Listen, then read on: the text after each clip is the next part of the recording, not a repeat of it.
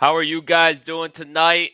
Welcome back to another wonderful Thursday night. It's a beautiful night to talk about sports. It is I, your host, Bars, and I'm here with the one, the only Iceman, and the two best gentlemen I've ever met. You heard last week about Jake and how he got me into sports. This guy's also one of those guys who's in that garage, got me into all this. He's one of the biggest pain in the asses I know, but god damn it, he's smart and he knows his stuff. So can't help it. Guys, welcome Gene. It's actually his first podcast episode. How you feeling It today, is. Gene? Thank you. Feeling Thank you good? for the introduction. Kind words. I try my best here. You should have seen Jake. He was crying when I brought him on stage. Yeah, I was red as red as a tomato. All right, boys. Yeah, but let's just save some time real quick because we do have a long night ahead of us. We're having our first ever, the premiere of the Bunts and Bruises first round mock draft. NFL 2022. It's about to get crazy in here. Have we done enough homework? I know I haven't, but I'm sure these guys have done plenty. Either way, let's get right into it. Each of us are going to split up. We're going to each have our own teams. It's like, I'm one, Jurg is two, Jake is three, Gene is four, actually. That's perfect. Wow, look at that. It worked out beautifully with the squares, too. You can't. That rarely ever happens. Literally ever. Yeah. It caught me off guard. You saw me. But regardless, here we are, guys. So, without further ado, with the number one pick, the Jacksonville Jaguars selects Aiden Hutchinson, defensive end from Michigan. Okay. Hang on, wait. Had type it in. Boom. We official. I definitely spelled his name wrong. Nope, I got it right. No, I got it wrong. No, It's you all got right, it wrong. though. I'm not a name guy. Everyone knows that. Regardless, though, it's pretty simple why I took him here. Yes, you have the whispers of could it be Trayvon Walker? Could it be KT? I want to look at the offensive line. You got to defend Trevor Lawrence, but realistically, they need another pass rush because that defense is looking terrible, and you want someone across from Josh Allen. You want to utilize that.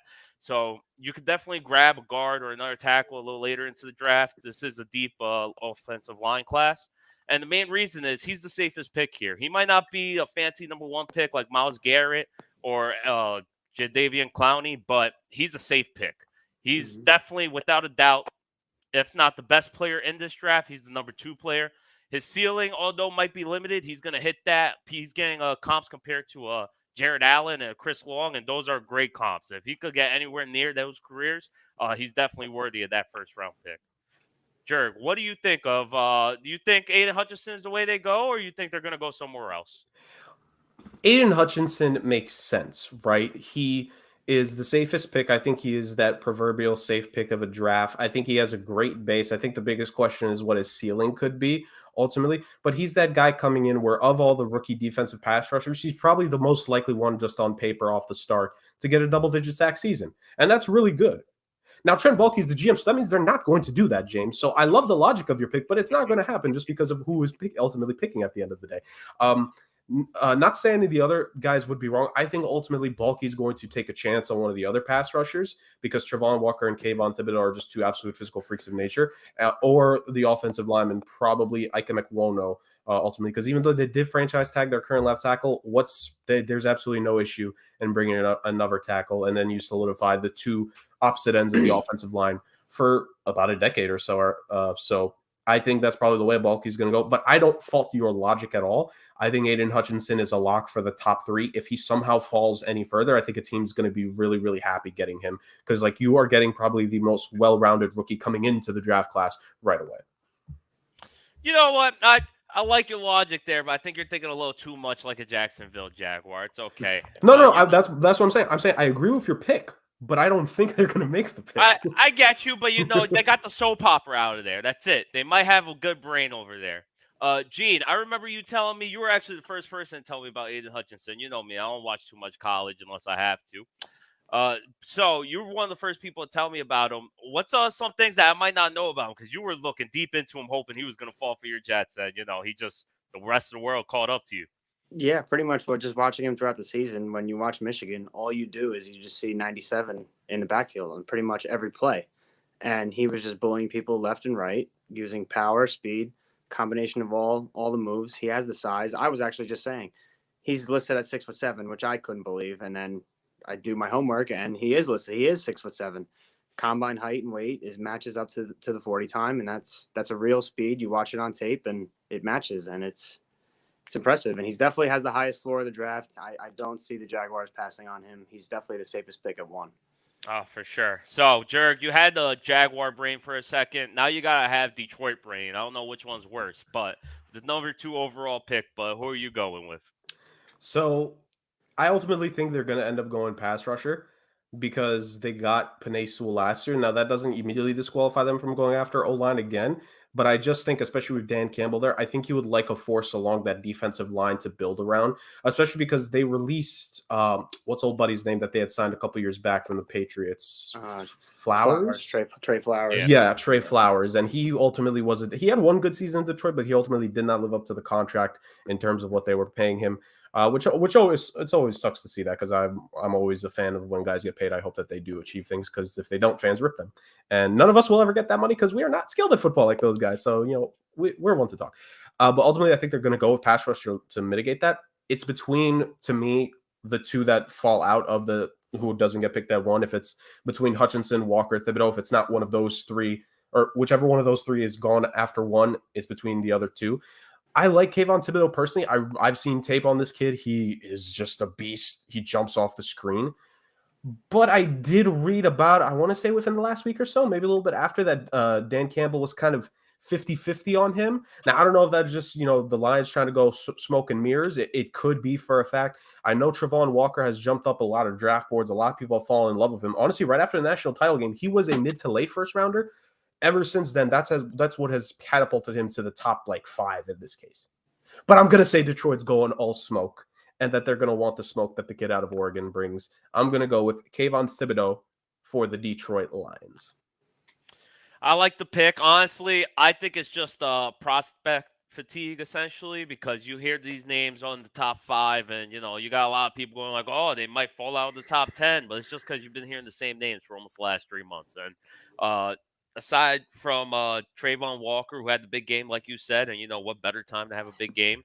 There's really no defensive end aside from him and Hutchinson. They're tier 1, and then everyone else is the bottom, in my opinion. Jake, what do you think about Detroit taking KT? You think they should have gone Travon? You think they should have gone Sauce? Or you think they're making the right pick here? I think they're making the right pick with Dan Campbell there. It's kind of hard not to argue that he's gonna want somebody on defense. I think the Okoro brothers they have right now, what they have going really isn't. They don't have much talent on their roster, and getting the best player available and Kayvon Thibodeau is the absolute right move. You're not wrong. But speaking of absolutely no talent, what better time than to talk about your pick here with the Houston Texans? Man, this is it's an ugly top 3 up here. You know why they're in the top 3. I mean, it's almost hard to argue any pick. I mean, there's so many holes on all these teams, But here I actually am going to go with my Alabama guy, Evan Neal. Measured at 6'7.5" at the combine, 337 pounds, and looks slim. Looks good. Looked like he can add weight onto that frame. He was absolute animal at Alabama, being very versatile, playing left guard, right tackle, left tackle, and left guard. So you play along any position on the offensive line day 1 in the NFL. He'll look nice on the other side of Larry Tunsil. They've already made upgrades and other players like that. So I'm curious to see how that works out. They believe in Davis Mills, and so I'm curious to see. I need to think Evan Neal 3. I love the pick. They do need all the help on offensive line they could get. Like you said, they might have something with Davis Mills. They're not 100% sure. We lost Jacoby, but that's all right. We'll get him back momentarily. But regardless, this is honestly, you could have gone Evan Neal. You could have gone Ika Mekwonu. Anywhere on that offensive line, I think, is the ideal move to make here. Even Christian Cross, he's getting a lot of recognition lately. He's been flying up draft boards. Gene, do you think they should have went here, or you think they should have made it gone 3 defensive ends in a row? You think they should have gone Travon Walker or somewhere else? No, I believe that Evan Neal is the pick here. The best offensive lineman that they think is definitely the pick here. You have a young quarterback.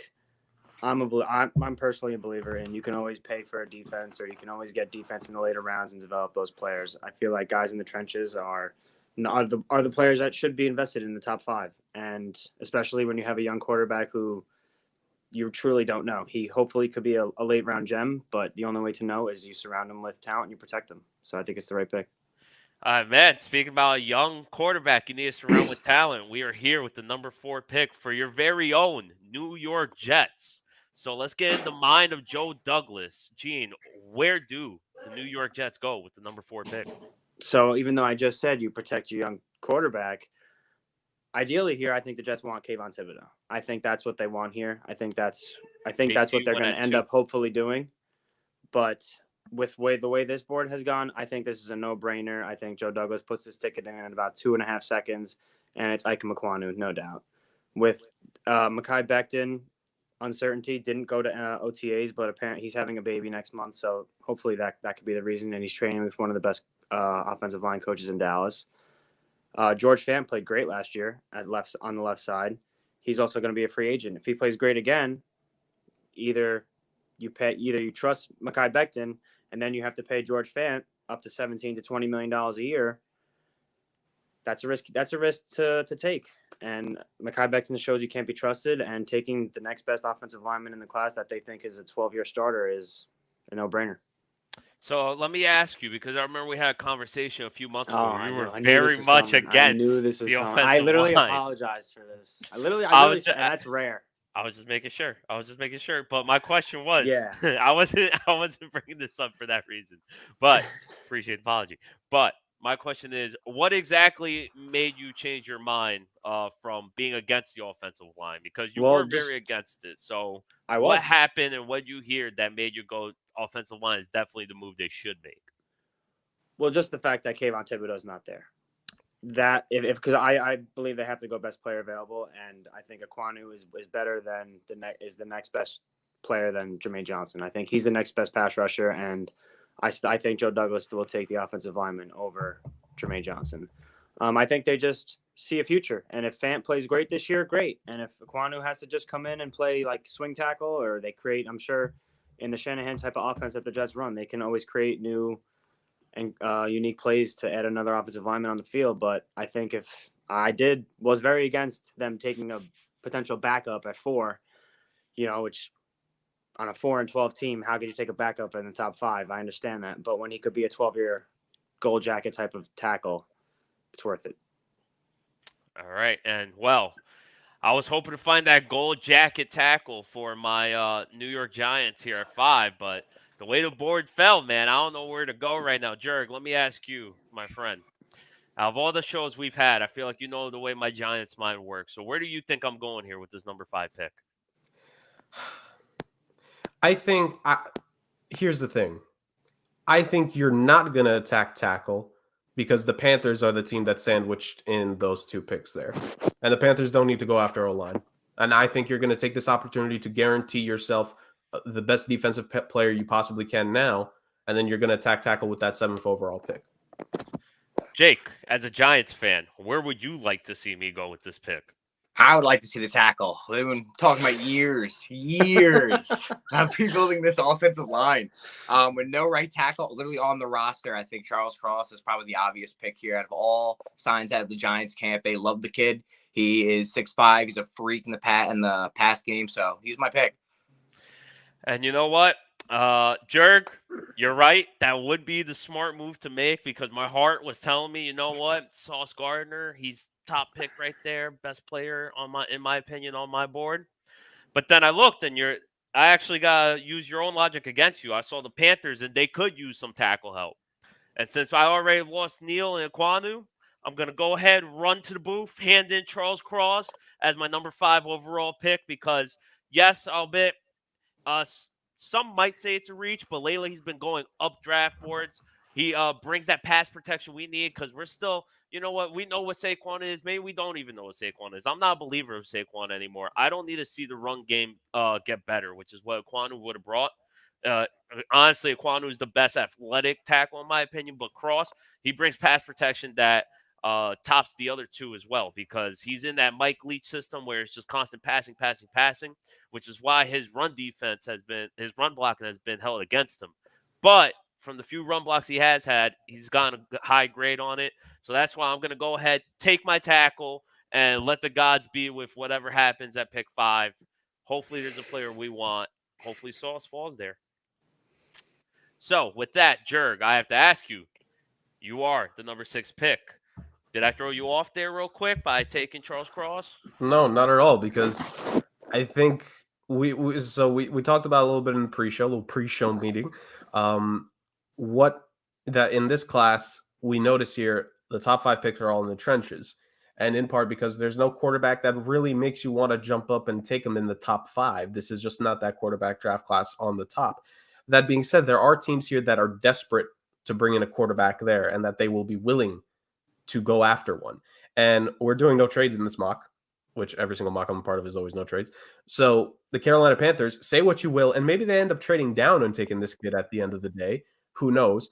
But Dave Tepper is the owner. He spent a lot of money so far, and new owner, he wants to make an impact. And what is he going to make his GM and head coach do? I'm sick of bringing in Cam Newton on a 1-year deal to bring in the nostalgia. I don't like how Sam Darnold played after Christian McCaffrey fell out, and with how everyone loves talking about how running back shouldn't be that important. The fact that the quarterback fell off when the running back got injured leads me to believe I shouldn't have that much confidence in the quarterback. And while PJ Walker is an XFL Hall of Famer, without a doubt, I'm a PJ Walker fan. Temple, Power 5, baby. At the end of the day, and it's funny you bring up Temple, James, because before his senior year of high school, this young man posted that he committed to the University of Temple, holding his jersey, and who was next to him? Matt Rule. And this kid decommitted from Temple when he balled out his senior year and went to where? The University of Pittsburgh. Because as a man once said, I can't say a great man, but as a man once said, boys, destiny arrives all the same. Matt Rule missed out once. He's not going to miss out again. The GM and the head coach are feeling the pressure from the owner. The owner wants results. And this team is going to take the risk. I think this is going to be the first team that takes a risk on a quarterback. Again, we're doing no trades here, so they have to take him right here, because I actually want to say that the Panthers' next pick is far away. But yes, it is Kenny Pickett at this pick. Matt Rule lost out on him. He clearly wanted him back in college, and it's always about the people that you know. And the saying goes, boys, you trust the devil you know than the devil you don't. And Matt Rule is going to stake his NFL career on taking Kenny Pickett, getting him this time, keeping him this time. He's not going to decommit from Carolina, we think. And he's going to run with him as the quarterback, because at the end of the day, I'm going to say this for the 3rd time because it bears repeating. The owner wants results. Tepper wants results. And what position are teams going to take the risk on more than anything as to hope that they get results? It's the quarterback spot. All right, so let me tell you, one didn't know that Temple fact about Kenny Pickett. That's kind I of didn't know that either. That's a good one. And we're all shocked. Not the quarterback we all thought he was gonna go. Gene, I saw your face was the same as mine. We're Temple associates, I guess we would call it. A little insider. Our friend went to Temple. We bust his balls all the time about it. But regardless, Gene, what's your reaction to the Kenny Pickett pick? I understand how Rule could be on the hot seat. I think that Tepper has invested so much money in Rule that unless it's like an Adam Gase season, I think he's going to hang around. And for me, I think it's too risky. I think taking a quarterback this high, to be honest, I think it is. And I think they could get a really good player here that can impact them. And there's rumors with Baker Mayfield, and you never know with Sam Darnold. I mean, I'm a Jets fan. I still always thought he was good, but I guess I'm over that. But I mean, Baker Mayfield rumor. If you get Baker, what are you, a mediocre team? But you add talent to the roster, and then then you're giving up the pick, and you go for Bryce Young or something. I don't know. I get you. I feel you. But Kenny Pickett also most NFL ready. Hang on, Jared. Hold that thought. Jake, whose side are you on? Break the tie. Which one is it? Man.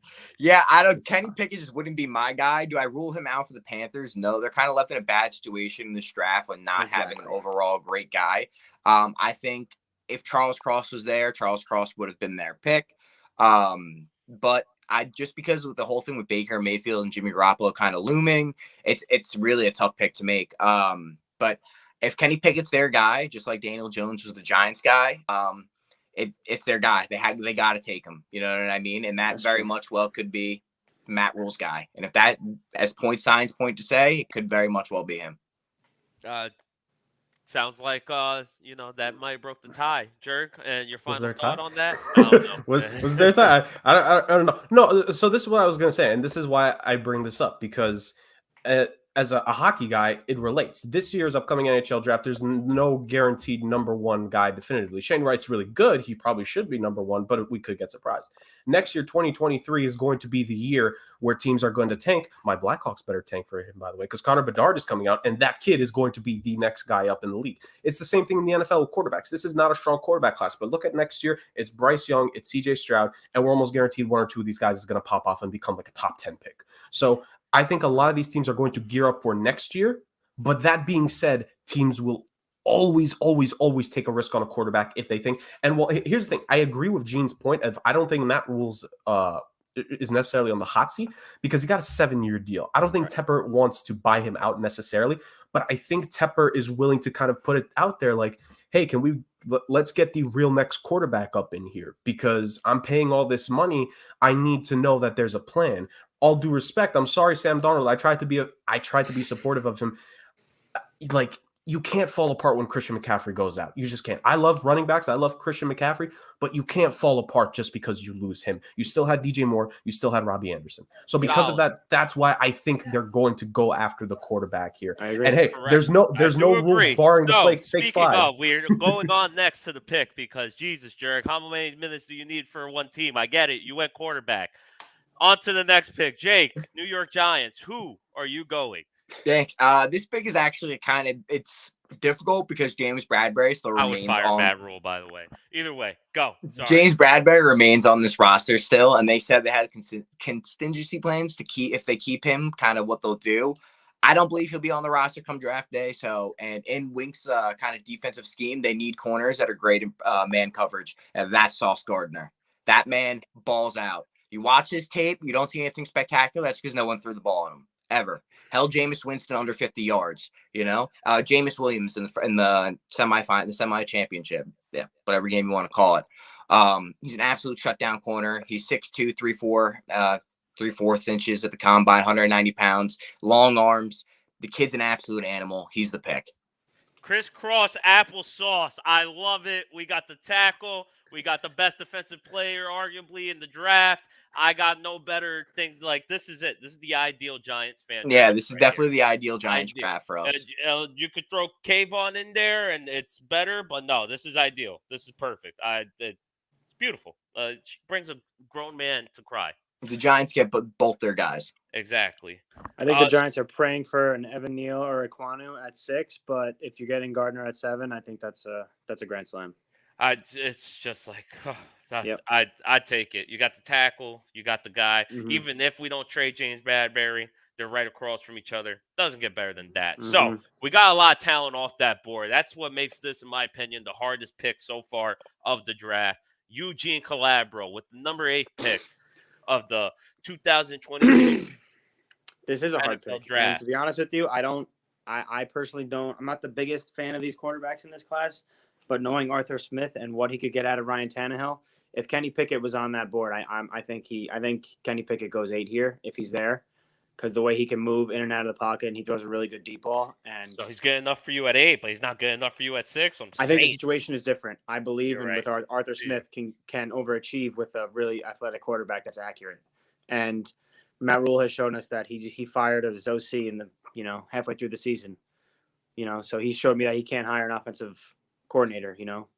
So I think the Atlanta Falcons here at the 8th pick, with Kenny Pickett gone, are going to take Garrett Wilson, the wide receiver out of Ohio State.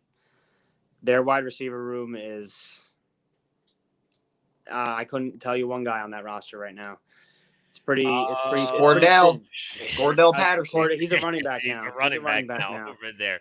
It is super bleak over there. It's very thin. Yeah, Kyle Pitts, tight end.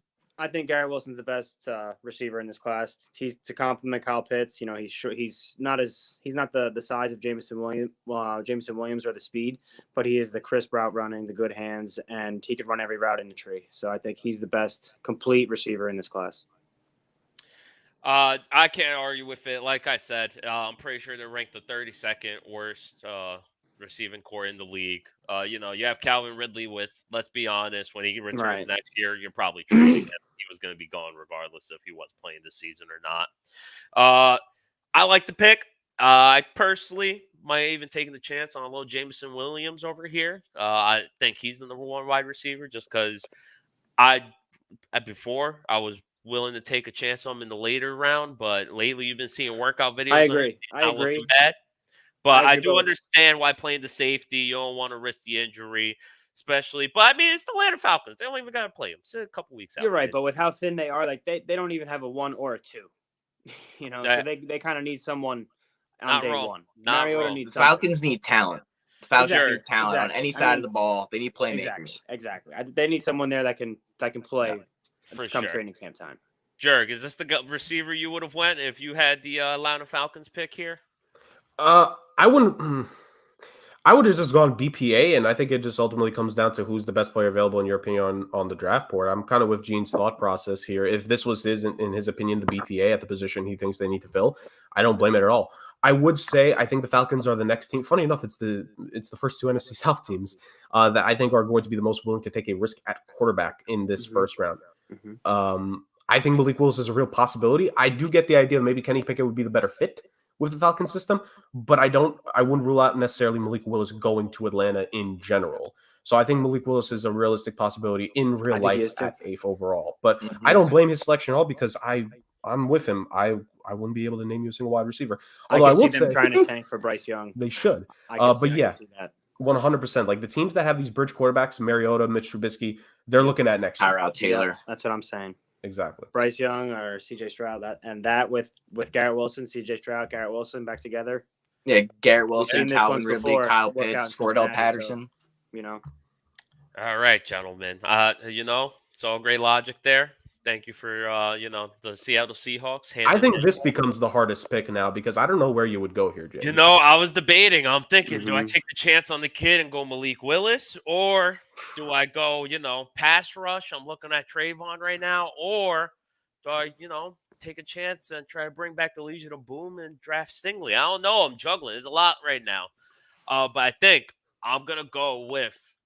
You can't get enough pass rush. They haven't had a good pass rush. They've had all right pass rush. They haven't had a stud there in a while. So I think Seattle decides to sit down on the quarterback, just go ahead and draft talent because clearly this looks more like a rebuild than a retool because you just lost a franchise star over to Denver. So we're going to go ahead and take this number 9 pick. And instead of take a reach on a quarterback, we're going to go ahead and take Mr. Trayvon Walker, who has, yes, it might be just because of one game and an amazing combine, but he has shown he has every bit of ability and the motor to take to that next step. He actually has all the talent in the world to end up being the best edge rusher in this draft if it all gets put together. You just got to hope it's the right system. He can play the inside. He can play the outside. He can do a little bit of it all. His hand is literally 11 inches huge. That's almost bigger than football. Bigger than your head, literally. Yeah. He could just palm a whole offensive lineman straight to the ground.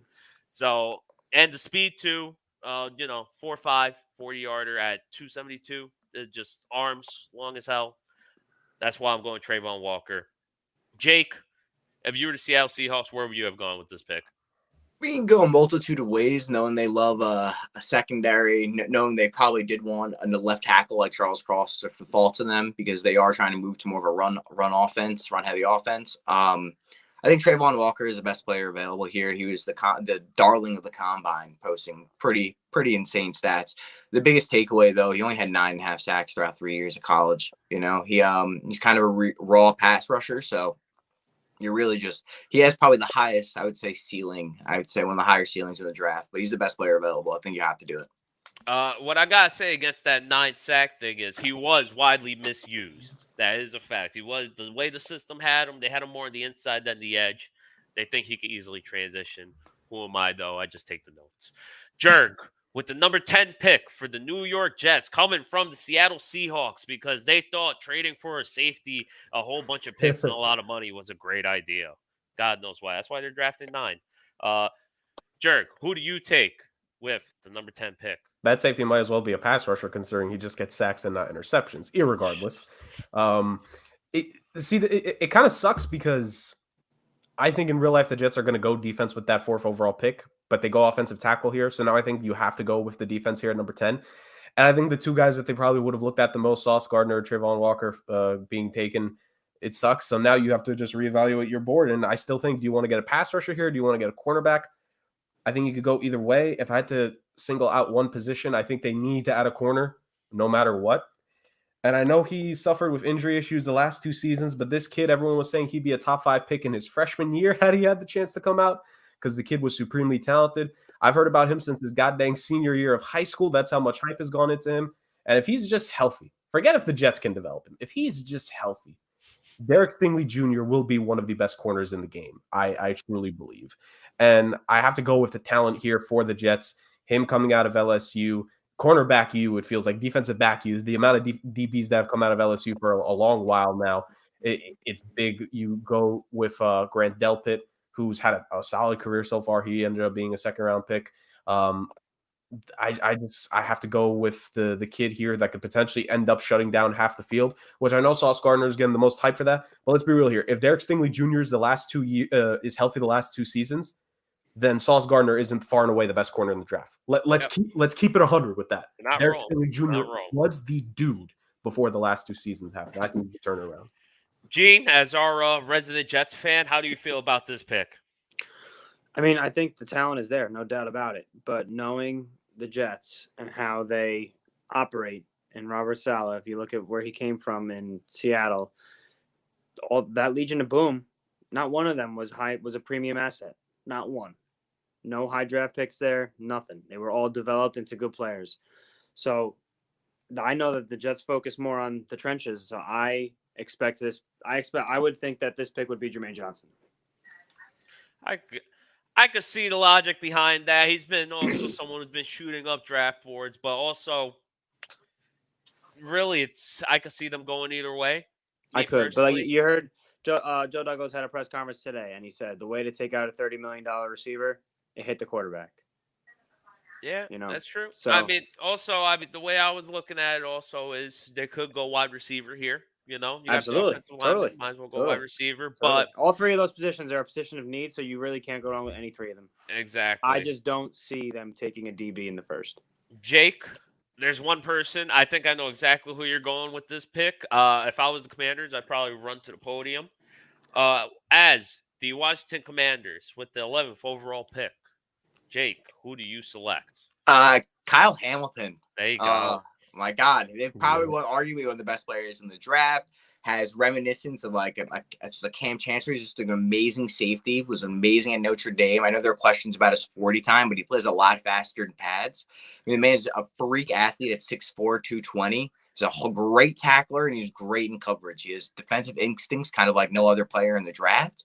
The fact that he's fallen this low, I think, is because of the need at safety. You can kind of take, there are a lot of people in the back end of this draft, but with them letting Landon Collins walk, this takes them from having probably the 19th ranked secondary in the NFL to top half of the league. So I think Kyle Hamilton's the easy pick here. And like James said, I would be running to the podium.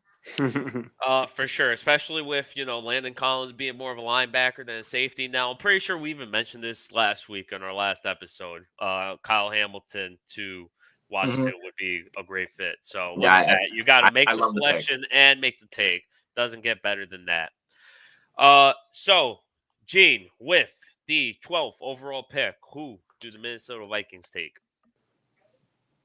I think that there's a possibility that they could take a quarterback here, to be honest. I know that's a big shocker, but you see that, Kirk Cousins is Kirk Cousins. He'll throw for 4,000 yards. He'll throw for 30 touchdowns, and it'll mean nothing. I like this guy. And it'll get I mean, not to say that Kirk Cousins is bad, but it's just like he throws for all those yards and the touchdowns, and it seems like they do nothing for them. But I think Malik Willis could learn a lot from behind Kirk Cousins, and maybe a year or even 2 years sitting behind him. But I don't think that they're going to do that because I think that they're going to try and improve the roster quicker than that. So I think Jermaine Johnson is the pick here. I think it has to be. I think that's the value. I think he's the best player available here. Yep. He had a monster season at Florida State, coming off the edge with speed and power. He's just a monster. I think they'd put this card in pretty quick, to be honest. If they ruled out Malik Willis. So, Jerg, you were agreeing with the quarterback take. What do you think about going Jermaine Johnson instead? You think they should stick with the QB take, or you think the defensive edge here was the right pick? I honestly, my thought process the whole time is that Minnesota needs to go with defense here because that offense, like, first off, average quarterbacks stay average. Gene, I love the take there. You're officially in my good graces. But like, Kirk Cousins, at the end of the day, he'll get the job done, relatively speaking, in terms of the stats. You still have Justin Jefferson, who's going to get paid within a year's time, apparently. You got Adam Thielen there. You have, when he's healthy, their tight end, Irv Smith Jr. People forget who was injured essentially the whole season. You have a pretty good offensive line there. You need to work on the defense. If Hamilton or Stingley Jr. had made it this far, I think one of them would have been the pick because I think they need to get younger in that secondary. Harrison Smith is still balling, but he's getting up there to the point where you worry about that one big injury could probably end his most effective years because he's been physical this whole time. Eventually that physicality goes down. It's the case in hockey with defensive defensemen. Once they get to a certain age, they just fall completely off a cliff. Same with power. For sure. Can't disagree with that at all. So with the, I can't lie, Forwards. Houston. So I think one of those guys would have been a selection here. Sorry, connection is acting up a little bit. We good? Am I here? Yeah, I see you. Was I repeating or was that you repeating, Jerg? That was weird. I didn't see you repeating. That was me. Threw me off. That was really creepy. Either way, so panicking as the Texan and as they will in real life, because I was like, oh, Evan Neal. Then I could play the other side of the line right now on defense. Doesn't get better. They're not going to go Jermaine Johnson. He's going Malik Willis, and then boom, he switched it up on me. But after taking a look over here, I decided, you know what? The Houston Texans are going to do what the Giants should have done for years, and we're going to go ahead and beef up that offensive line just a little more. We're going to take a guy I've loved since the beginning of the draft. He was originally rumored to be the number one offensive lineman in the draft, but then his measurables came out. He got some stubby legs. He was a certain scheme guy, but it's the guy I'm taking right here with number 13 overall pick, and that is Tyler Linderbaum. I think he is just an absolute stud. Aside from him being, like I said, arguably the best offensive lineman in this draft, he also comes from Iowa, and everyone knows that is just Iowa, right? Just the offensive line. They push them out, and they're just great every time they touch the field. Not only that, but just what you hear about this kid, his intangibles. He's a straight leader, and he's getting reminded a lot of Jason Kelsey. There you go. It took me a second to think of the first name. And that's what you need. If you're looking for a zone or you're looking for just to evaluate your offense, you go ahead, hit Evan Neal on the right side. You hit this guy right here in the middle, and you hit a left. Doesn't matter who the hell you put guards. I could freaking block someone if you put me between that. And that's why I'm going with the number 13 overall pick and Evan Neal. Who groaned? Was that you, Jake? Yeah, I mean, I think that was the reach of the draft so far. Really? Yeah, Really? The problem with his the short arms, I honestly don't like as well. There are so many, I think, better players available, kind of.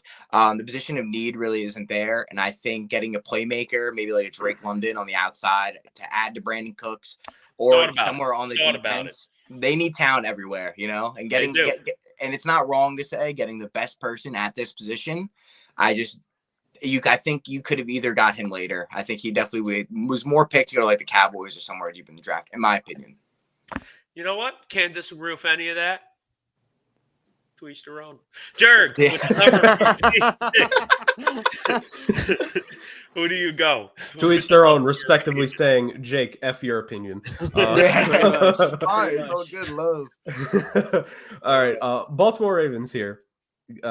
Lamar Jackson injury killed this team.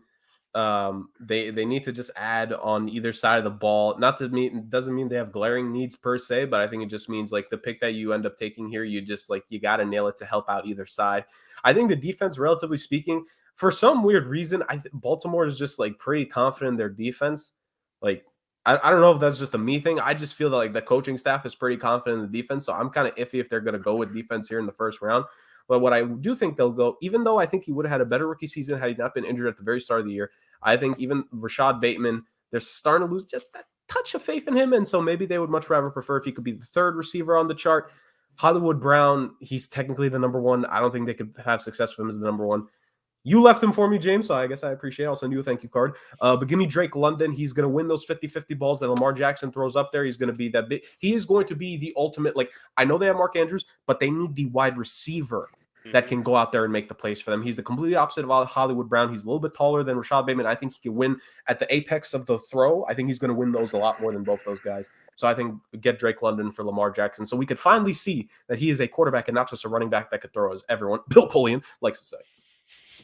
You know, I like the pick. I would have gone Jameson Williams personally, but I do like the pick because he is a big body type of receiver. He is getting comps compared to a Mike Evans, where, you know, like you said, you throw that 50-50 ball up, he's going to use it.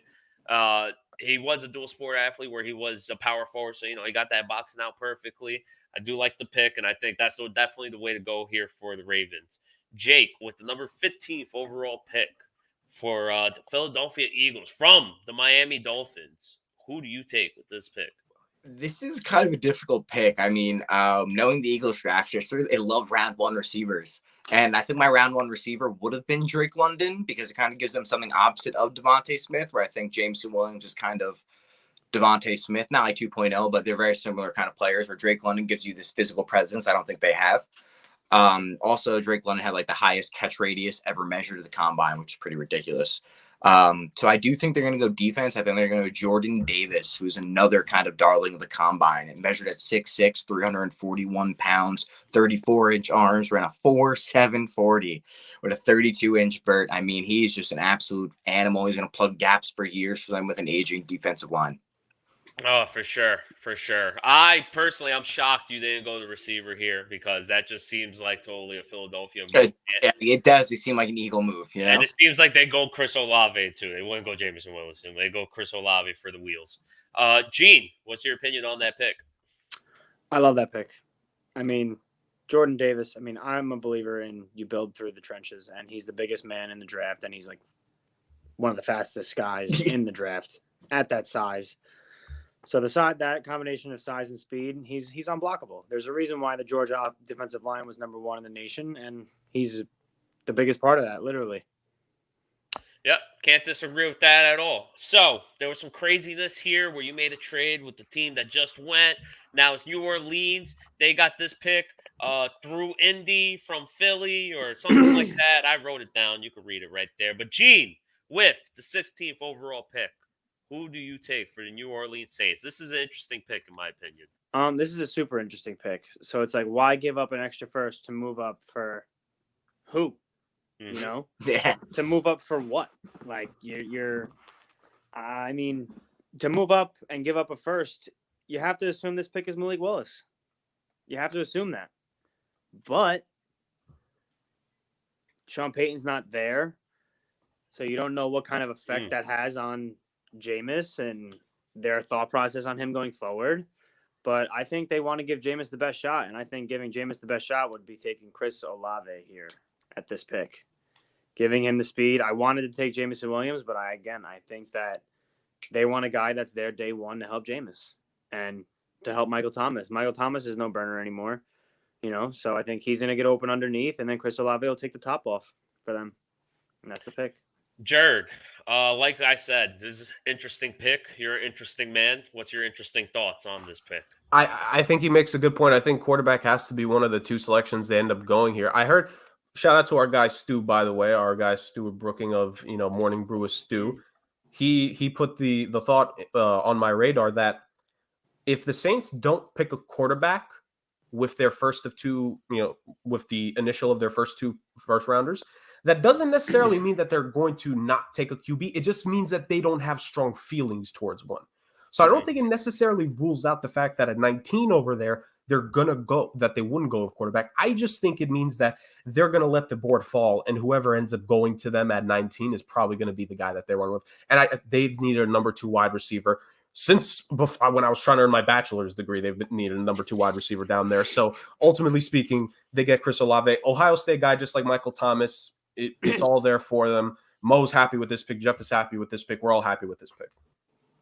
That's what I love to hear. Everyone's happy. So, with the number 17th overall pick, I have the Los Angeles Chargers, who I love saying they're my West Coast team. It's just an exciting team. I'm a Justin Herbert fan, man. That guy's a stud. So my question here is, do I help him out? Do I draft Jameson Williams, add him to that whole offense right there? Thinking about it. Or do I go with the linebacker, Devin Lloyd from Utah, help out that defense there? I'm not sure which one to do. So Jake, what's your opinion, real quick, on Chris Olave going to New Orleans?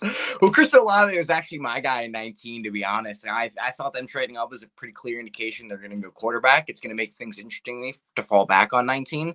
But Olave is great, man. He's just smooth when you watch his tape. I mean, that 4.39 40 is unreal. 6 foot, 187 pounds. Great. But the only problem is he's average after the catch. And that's what we'll see. Mm-hmm. Yeah. I strongly agree with that, which is why, you have all this craziness happening in the AFC West. Took me a second to think about that. So the pick is in. The Chargers handed it in. They decided that they're going to go ahead and try and keep up as much as they can with all this new offense and everything happening over at AFC West. And they are going with, I thought about the linebacker, decided not to. They're going with another guy who's been shooting up draft boards. That's Trent McDuffie, cornerback from Washington. You got all these wide receivers coming in. You got Russell Wilson in there. It's going to be a passing game. We're not dumb. You look at the running back, sure. You got Josh Jacobs. He's the best one. You need to keep up with that passing. And everyone knows that the Chargers, they're a little brittle when it comes to the secondary. They do break down a lot. Jerg, what's your opinion on that pick? That was probably going to be my pick. Because I think the Eagles need help in the secondary. And I think Trent McDuffie he's underrated because I think you got Sauce Gardner in this draft. You got what's his name? It's escaping me. I picked him. Derek Stingley Jr. You have the two of them, easily the top corners in this draft class. And I think from there, a lot of people tend to forget. There's some really good DBs in this draft class when you go back and watch these guys. Like Trent McDuffie is really good. The other guys as well. I might as well just say their names because everyone that's here knows who these guys are. But Daxton Hill is definitely a guy that's going to get some, looks. Kyer Elam is there. Kyler Gordon maybe as a late first round pick. Roger McCreary. Like there's some really good cornerback depth in this class. But I think Trent McDuffie is the definitive number 3 guy behind the top 2. And if the Chargers get him, that's really good because aside from J.C. Jackson, I can't name another corner definitively on the roster, which is wild because a couple of years ago they could argue. They got Asante Samuel. We might have lost Jerg, but that's all right. Jake, so what is your opinion on that? Best defensive back on paper. Oh, there he is. We're losing you, Jerg. You're cutting in and out. You back? I can't do anything about the Wi-Fi. I'm sorry. Yeah, it's all good, bud. So you know what? We're just going to move on since we got you back for a moment. With the 18th overall pick, the Philadelphia Eagles go. Jerk. Did I not tell you? Oh, dang. I did. Dang, it cut off that much? Jesus Christ. You can hear me now? I'm sorry, brother. Yeah, I'm sorry. There. We might have lost Gene. Nope, he's there. He just keep the straight face. Yeah, I'm here. My bad. Give me Nakobe Dean. Give me Nakobe Dean with my selection because I think they still should go after defense here. Wide receiver, I know they maybe do need another wide receiver, but I still think there's guys out there in free agency that they could go after. And Nakobe Dean, to me, the top 2 linebackers in this draft class are just so supremely talented at the end of the day. You got to go with a guy that can help the defense out. Nakobe Dean, I think, is really that kid's a slut. Georgia produced a lot of great defensive players in this draft class. Jermaine Johnson also went to Georgia before he transferred. So. Yep, exactly, for sure.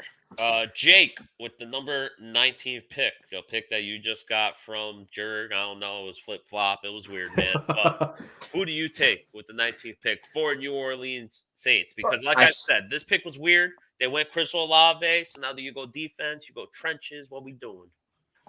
It's kind of hard to decide. I guess I have to go my man Devontae Wyatt, another Georgia guy, another great interior defensive lineman, getting up there in age to add to the defensive side of the ball. They aren't going to go quarterback 1. I don't think they're going quarterback 2. I think they'll sit until the second round and go Sam Howell or let Jameis Winston kind of rock for the year. But yeah, I would go Devontae Wyatt. I do like that pick. I never really thought they were going quarterback unless they were going to use these picks to trade them again to get higher up in the draft. Maybe they do. Who knows? But there's no trades in this draft. If they don't end up trading, I always believe they were just going to take, whatever because they're in salary cap hell. So how do you get out of salary cap hell? You get a bunch of young players on cheap, affordable contracts. Yeah. Eugene, speaking of cheap, affordable players, Pittsburgh almost has none. Who do you take with the 20th overall pick? I think if he falls to here and they don't have to trade up to go get him, I think that they put this ticket in pretty quickly. I think that Mike Tomlin is too good of a coach for this team to ever be picking in the top 5. That's just a fact. He'll figure it out he had Mason Rudolph take a team 8-8. he's going to figure it out. And the Steelers are notorious for never dumping the farm to trade up in drafts or anything like that. So I think he's going to take Malik Willis. I think Malik Willis is the pick right here at 20. I love it. Can't argue it at all. Can't argue. It's just that's exactly it. Have them battle it out realistically. Have him sit. And even let Trubisky play. Let Malik Willis Exactly. get up to the speed. Let Trubisky take all these hits from this bad offensive line. Can't argue it at all. And That's like what's you gonna said, happen. he took what's his name, Duck Dodgers, whatever they want to call him. Duck basically. Hodges. Duck Hodges too was Quack, winning quack. game. Mike Tomlin, one of the best coaches ever. Exactly. Don't ever Like, disrespect when are they the going to game. pick in the top 5? Never.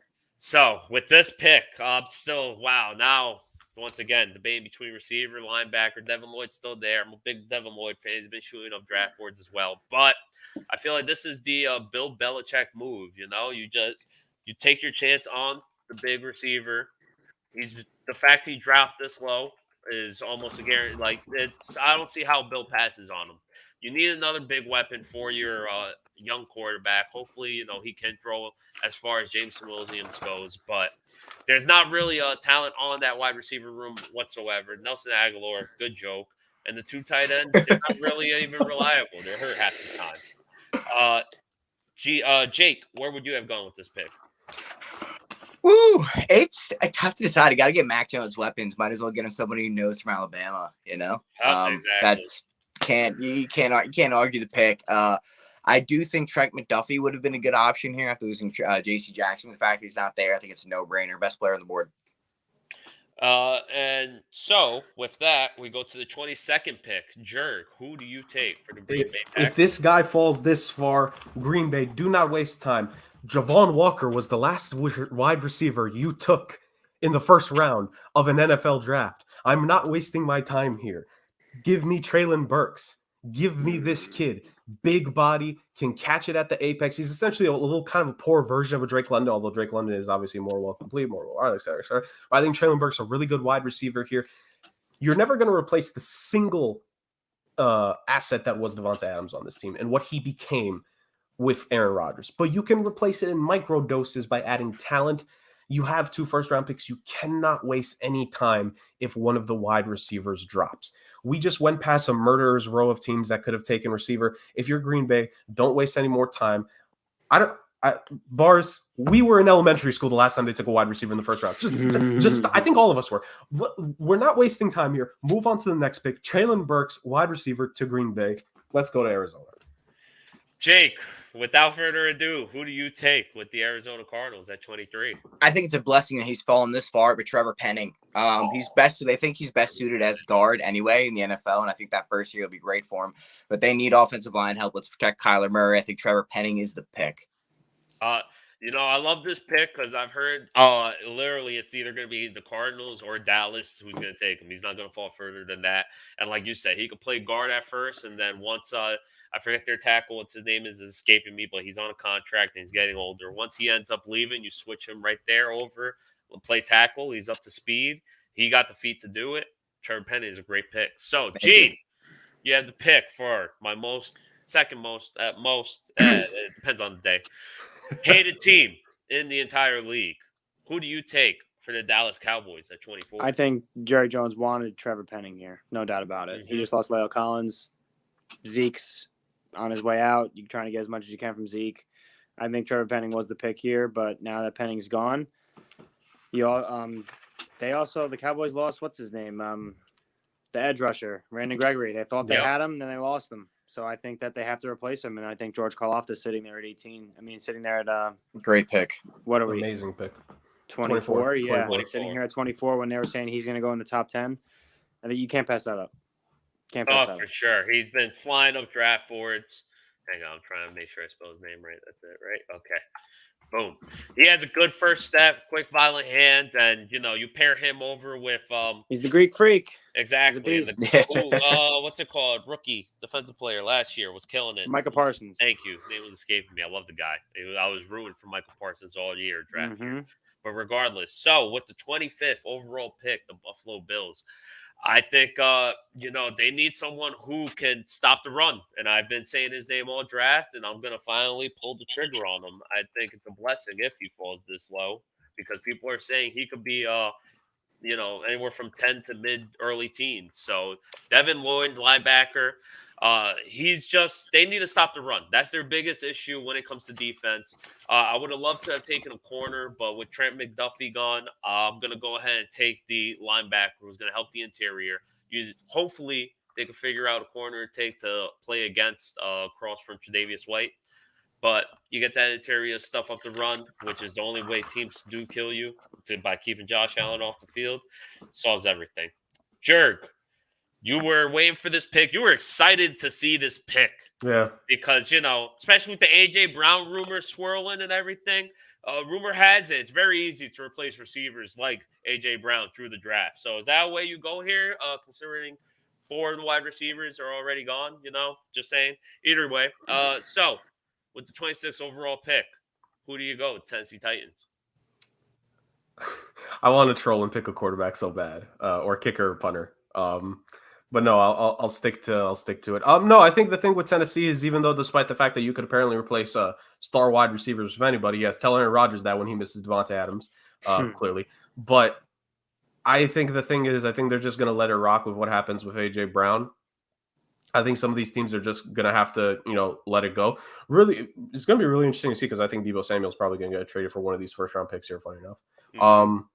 But I think they need to go with offensive line. They lost Roger Saffold in the offseason, if I'm not mistaken. They've lost a couple pieces on that offensive line the last couple of years. I think, again, this is another team where if he somehow falls, I don't think he will, because obviously of Dallas. But Trevor Penning is certainly a guy that went. Funny enough, I've seen another offensive lineman go to the Arizona Cardinals in mocks. And I'm going to go with an offensive lineman here as well. I'm going to go with Zion Johnson out of Boston College, I want to say. He's a very good guard. I think he's one of the top 2 guards in this draft class in terms of what I've seen from projections, in terms of being a natural guard, because Penning, of course, is mainly play tackle. I think Johnson's one of the first natural guards who I've seen taking a lot of mocks. I think he's just going to help with this team.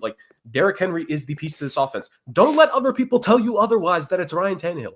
Derrick Henry is the heart and soul and the engine of this goddamn offense. No Derrick Henry, no good Derrick Henry means this team will not have any success whatsoever, because Ryan Tannehill is not a Super Bowl winning quarterback. So you need to go with what's leading you there. Give me Zion Johnson. Can't argue with that one bit. I think that's exactly where Tennessee needs to go. They are weak in the trenches. And like Gene's been saying, you've been saying, and me and Jake been saying, everyone's been saying, trenches is where you build a franchise. So, Jake, with the 27th overall pick, where do you go? Because this is another pick. You can go anywhere. Really, what's left, it feels like it's more of a luxury for the Buccaneers than more of a necessity. So where do you go with this 28th pick?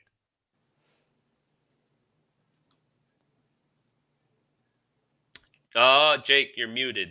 So definitely guard and center would be their biggest needs. I'm so sorry about that. You were but I think, to me, this is going to be my reach of the draft, and I'm going Jaquan Brisker here. I love him as a player out of Penn State. He's a safety. He got hurt this year, hurt his shoulder, and he played throughout the whole year. But boy, can this man tackle. He's a great safety to add to the secondary. I think this is my reach. This is the player I love. I'm hoping they love him too, but Jaquan Brisker is my pick.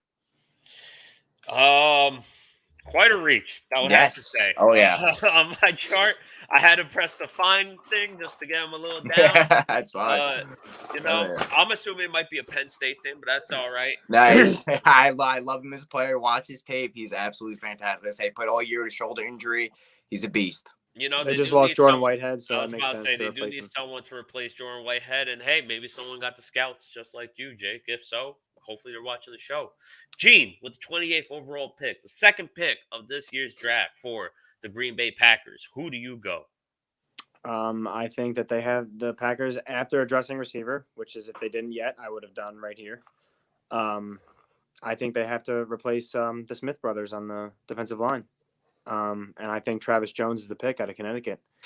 He was on a 1-11 football team and was still a monster. So he was probably getting double, triple teamed every single play, and he was still making plays all over the field. 6'4", 325 pounds. He can drop into coverage. He's a run stuffer. He's a run stuffer. They've dropped him back before, which makes no sense, but I think he's the pick here.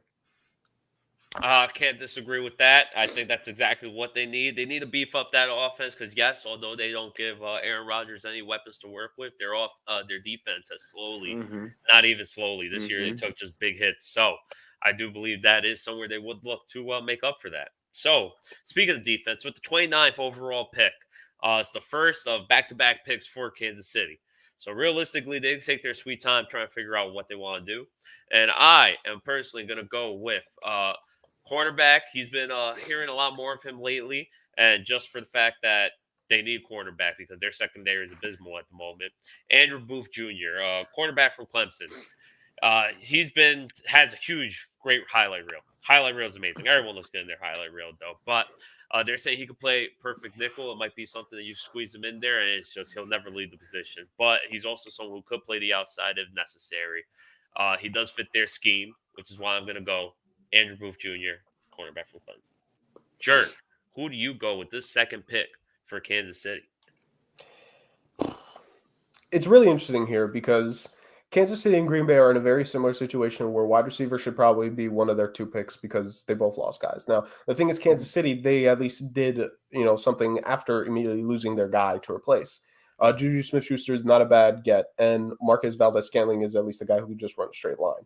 If you are relatively confident in those 2 guys and you believe that you can maybe find talent, because Kansas City is one of these teams that has a lot of picks in like the first 3 rounds. I want to say they have 5 or 6 draft picks in the first 3 rounds. This is a very deep wide receiver class. A lot of people think some of these guys that are going to get taken in the second and third could really make an impact. So I actually don't think you need to go receiver here. So that just leads me to look at my draft board and like just really wonder like who or what could they go with. I kind of want to go defensive back here again, but you've already handled that, James. And again, I think they could also go DB in the second round as well. There's some still solid DBs. So I'm actually going to go alongside the defensive line. I know maybe you could argue offensive line here. I'm not going to disagree with it, but I think you could still go after defense line because they're going to lose some pieces here, and I think they need to get a young guy along that front 4 to kind of help like stuff the run to an extent because low-key, the AFC West has some good running backs. There's Josh Jacobs and Austin Eckler in there, so they need to combat that. So I'm going to go with Devontae Wyatt, also out of Georgia, defensive lineman. Devontae Wyatt went 19th. Oh, shit, he did? Yeah, he did. Okay. I didn't have him crossed off on my board. I guess I just completely missed that. All right, I'm going offensive line then. No, that's fine. It's completely fine. Bring the card back. He took a couple step backs. Hamstrings are loose. It's all good. And time ran out, which is very rare in the NFL draft. All right, then. So give me I screw up his first name. I'm actually really bad at his first name. Bernhard Raimann, then. Wow, you're bad at first names? That's a shocker. So Bernhard Raimann. They just need depth along the offensive line because I think within the next year or 2 they're probably going to cut one of the guys that they signed recently, or at least they just need to get cheaper because Patrick Mahomes is making the gross domestic product like a small country, so they need to go with offensive line to protect them because they're still not perfect there. They're still not perfect. I'll say that much for sure. Just to double check, it's Bernhard Raimann, right? See, his first name is the difficult part because there's an H in there, right? I don't know, man. I'm asking you to make sure I'm spelling it right. Well, I haven't seen it typed on your screen yet. So yeah, no, something's acting up here. It's all right. So with the 31st pick, Jake, Cincinnati Bengals, they just were this close to a Super Bowl, hosting it up with Joe Schwayze. Who do you take for the 31st pick for the Cincinnati Bengals? I think it's pretty obvious. I mean, with Raymond, Zion Johnson, Tyler Linderbaum off the board already. I think the obvious pick is getting the next best guard. They already signed Leo Collins in the offseason. They've done a little bit of work to beef up that offensive line to protect Joe Burrow. But this pick is Kenyon Green. He's probably the second best guard in the draft, and I think this is an absolute lock. He's just a massive being, one of those little hog moleys you got up front. So Kenyon Green's my pick. I can't argue that whatsoever. I think if they're Cincinnati, it's just another pick that they're running over to hand in because at this point, the front office could say they did what they had to do. What more can you do besides sign the veterans that they signed? They filled up now with this draft pick. That would be 3 out of the 5 offensive linemen bringing in. Yeah, they've beefed up their offensive line. Am I saying it's going to be a great offensive line? It's going to be better. Oh, he had the worst offensive line, and now it's just getting better. So, exactly. Well, if they start at what's his name, Ted Karras, who they signed, then that's 4 of the 5. Yeah. So it's a complete retool, and that's exactly what they needed. So this is another interesting pick because a lot of people are arguing: do they go quarterback here if they don't go quarterback number 2? For that 5th-year option, for those of you who don't know, first-round picks, you get the 5th-year option. The team decides to keep the player at a certain adjustable price. So do they go quarterback here for that 5th-year option, or do they just see past the blinders and go, why take the risk here? We got another pick coming, I'm pretty sure, and 2 picks, and let's just get best talent available. Gene, who do you go for the 32nd and last and final pick of our 2022 first-round mock draft?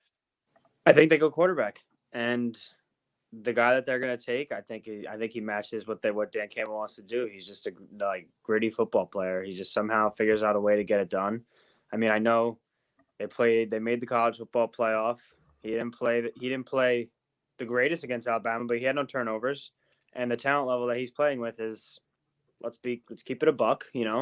It's like playing high school football versus college football. Let's keep it at a buck. And he threw for a ton of yards, a ton of touchdowns. I think the pick is Desmond Ridder for just what you said, just because the 5th-year option. And I think they have a perfect bridge quarterback there in Jared Goff, and he's not rushed onto the field. I was tempted to go wide receiver here because I personally think Jared Goff is a starter in this league. I just think that they realize that you're not winning a Super Bowl with Jared Goff. Oh, for sure. I mean, he can bring you to the Super Bowl, though, but you're not winning one. I do like the pick. This guy, he's essentially a poor man's Malik Willis, is what essentially everyone's saying. He's got the same arm talent, just, there's a couple things he's lacking. Jake, how do you feel about this pick? I'm not a fan, to be honest. I actually think the Lions I think they'll give Jared Goff a shot. I think they know this is not the year for a quarterback. I think they really need a receiver, and with watching all the receivers get the big money, I think they take a receiver here to get that 5th-year option on them, and I think they take Christian Watson. And Jared, do you agree with that, or you think quarterback was the move to go? I think you could go either way here because I think if you're Detroit, you just need to get something in that team to give you hope. But why? I think the thing is that because they have the pick in 2 selections from now, you could kind of wait. I think the thing with the 5th-year option is that do remember, depending on how much playing time a player's gotten and how their stats are, it depends on the pay escalation of that 5th-year option. Because that's the thing with the Packers have to deal with. Jordan Love, do they exercise the 5th-year option? If Aaron Rodgers being the guy here, this will now mark 3 years that Jordan Love has just not really seen that much playing time. That 5th-year option is going to be pretty low compared to most, which is probably why they're going to pick it up. So if you are going for quarterback here, do you take that risk assessment where you're probably going to be in position to get another quarterback next year? And again, you have another pick 2 years from now. Jesus Christ. You have another selection 2 picks from now. So do you maybe wait at quarterback and go with other guys? Personally, in another mock I've done, I haven't had Detroit take a quarterback. I had them go with, I want to say, defense here. And then we didn't go further, but I probably would have had them go wide receiver in the early 2nd round because, as Jake pointed out, there's some really good receiving talent with he said Christian Watson specifically. I don't think Jahan Dotson out of Penn State Jahan Dotson, Jalen Tolbert. There are a couple receivers you can make an argument. David Ojabo is still there too. George Pickens out of Georgia is also still there. This is a prime pick to trade out though. Any team that wants to trade in for a quarterback, this is the perfect trade out spot because they're going to try and load. I think like Jerk said, they could trade out, load up picks for next year. Yeah. And let's face it, they're going to pick in the top 5 no matter what next year. And if it's not 1, they're in the top 5, and then they can use all extra picks, get to 1, get their guy. Exactly. I think a real possibility also for this pick is the potential of Nakobe Dean dropping. I know we took him already, but the potential of him dropping and that he's only had the Lions are the only team to bring him into a top 30 visit so far. I think that kind of speaks a lot. You know what I mean? His not being of size is really scaring some people. And I think if he does drop, that's a no-brainer pick for me. You're getting a great kind of value and sort of playmaker on that side of the ball. Sure. Yeah, no, can't argue that, especially with Jeff Okudah having the season ending. I probably forgot his name. Ending injury last year with the Achilles. But speaking of endings, unfortunately, this is the end of the episode. Let's go through the draft one last time for everyone. At number 1, we had Aiden Hutchinson. 2, Thibodeau. 3, Evan Neal. 4, Ikem Ekwonu. Jesus, this is a lot of crazy names. 5, Charles. You want me to say them? Honestly, Jared, go ahead. You speed through it. Go. Allow me to go, brother. So number 5, we had Charles Cross to the Giants. Number 6, Kenny Pickett to the Panthers. Number 7, Ahmad Sauce Gardner to the New York Football Giants. And number 8, we had Garrett Wilson to the Falcons. Number 9, Travon Walker to the Seahawks. Derek Stingley Jr. went to the Jets, followed by Kyle Hamilton at 11 to the Washington Commanders. Number 12, you had the Minnesota Vikings take Jermaine Johnson. Number 13, the I need every position in the world Houston Texans take Tyler Linderbaum. Number 14, Baltimore Ravens, Drake London. 15, the Eagles took Jordan Davis. Number 16, Chris Olave to the Saints. Number Olave. 17, Olave, same thing. 17, the LA Chargers, Trent McDuffie.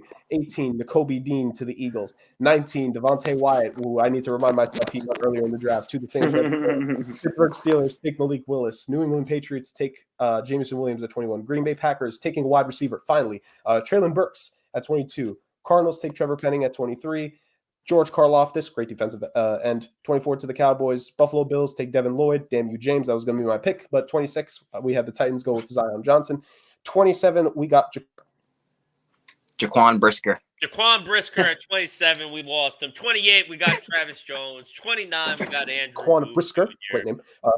Yep. Booth. Jerk, I'll finish it off. 30. We lost you again. Hey, you got me? At 30, Again? we got Bernard Raymond. At 31, we got Kenyon Green. At 32, the last QB in the first round with Desmond Ritter. Jerk, disconnect from Walmart and connect to McDonald's. They got better internet. Gentlemen, thank you very much for joining me today in this mock draft. It was just awesome. Can't wait to have you guys back on soon. Next week, we're having a World Series draft. Jerg and Jake will return once again.